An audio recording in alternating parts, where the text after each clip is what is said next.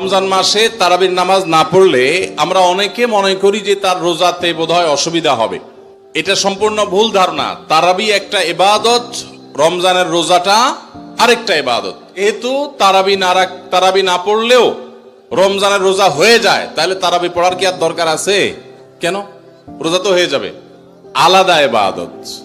রোজা রাখা একটা ইবাদত, তারাবি পড়াটা আরেকটা ইবাদত। নবী করিম সাল্লাল্লাহু আলাইহি ওয়াসাল্লাম একই হাদিসে দুটি কথা বলেছেন, মান কামা রমাদানা ঈমানান ওয়া ইহতিসাবান গুফিরা লাহু মা তাকাদ্দামা মিন যামবি। একই হাদিসে বলেছেন, মান সামা রমাদানা ঈমানান ওয়া ইহতিসাবান গুফিরা লাহু মা তাকাদ্দামা মিন যামবি।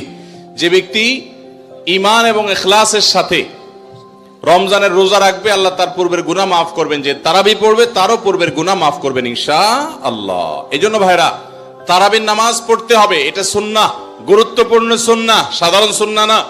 নবী সাল্লাল্লাহু আলাইহি সাল্লাম ছাড়েন নাই, সাহাবীরা ছাড়েন নাই। কোনো ওযর ছাড়া তারাবি ছাড়া যাবে না।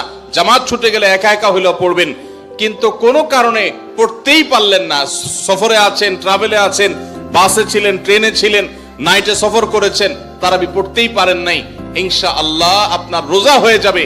তাই বলে তারাবিকে অনেকে অবহেলা করেন আজকাল, যেটা তো সুন্নাত, না পড়লেই কি।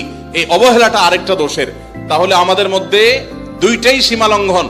কেউ মনে করেন তারাবি না পড়লে রোজাই হবে না, এটা হলো বাড়াবাড়ি। আবার অনেকে মনে করেন তারাবি না পড়লেই বা কি, এটা হলো ছাড়াছাড়ি। এই বাড়াবাড়ি এবং ছাড়াছাড়ির মধ্যে আমাদের থাকতে হবে। আল্লাহ আমাদের তৌফিক দান করুন।